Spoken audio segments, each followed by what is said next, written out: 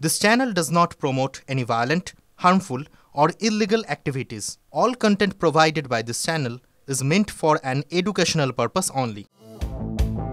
মরশুমের শুরু থেকেই আলোচনা ছিল একটা প্রতিদ্বন্দ্বিতা নিয়ে, লখনৌ সুপার জায়ান্টস বনাম দিল্লি ক্যাপিটালস নিয়ে। দিল্লি ক্যাপিটালসের দুটি হোম গ্রাউন্ড। প্রথম দিকে হোম ম্যাচগুলো বিশাখাপত্তনমে খেলেছে দিল্লি ক্যাপিটালস, আর এই মরশুমে তাদের প্রথম ম্যাচ ছিল লখনৌ সুপার জায়ান্টসের বিরুদ্ধেই। সেই ম্যাচের আগে থেকেই আলোচনা চলে লোকেশ রাহুলকে নিয়ে। প্রাক্তন দলের বিরুদ্ধে রাহুল কেমন পারফর্ম করেন সেদিকেই ছিল নজর।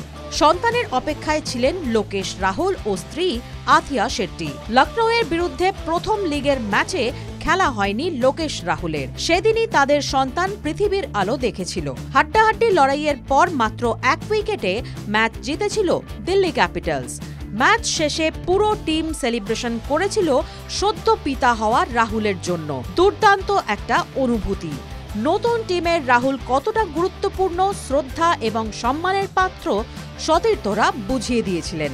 লখনৌয়ের ঘরের মাঠে দিল্লি ক্যাপিটালস ম্যাচের আগেও সেই একই উন্মাদনা, নানা আলোচনা। অবশেষে প্রাক্তন দলের বিরুদ্ধে প্রথম ম্যাচ খেলতে চলেছেন রাহুল। কি করবেন? এই আলোচনার অন্যতম কারণ আরসিবির মাঠে ম্যাচ জিতে কান্তারা সেলিব্রেশন করেছিলেন রাহুল। বেঙ্গালুরুর ছেলে।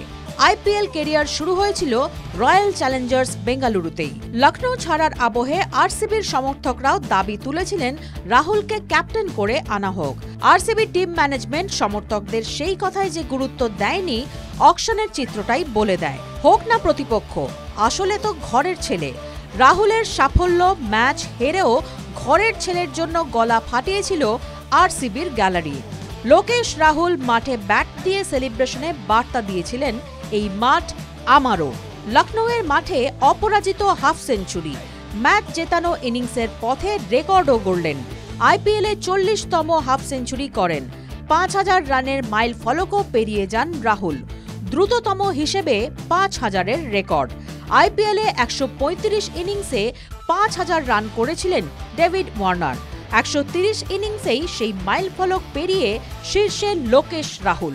প্রাক্তন দল লখনৌয়ের মাঠে হাফ সেঞ্চুরি, তারপরও তো তেমন কোনো সেলিব্রেশন ছিল না, ছিল একটা বার্তা। গ্যালারির দিকে ব্যাট তুললেন রাহুল, পুরো গ্যালারির দিকে নিঃশব্দে ব্যাট দেখালেন। ব্যাট দিয়ে জার্সিতে লেখা নাম দেখালেন। কোনো ঔদ্ধত্য নয়, শুধুই সম্মান। এই সমর্থকরা যে তার পাশে সবসময় ছিলেন, সেই কৃতজ্ঞতাই যেন জানালেন। গ্যালারিকে যেন বার্তা দিলেন, জার্সি বদল হলেও আমি তোমাদেরই সেই রাহুল। সে সময় তার চোখ ভেজা ছিল কি? ক্যামেরায় অন্তত ধরতে পারেনি। শুধু ম্যাচ নয়, রাহুল যেন গ্যালারিও জিতে নিলেন। টিভি9 বাংলা ডিজিটাল।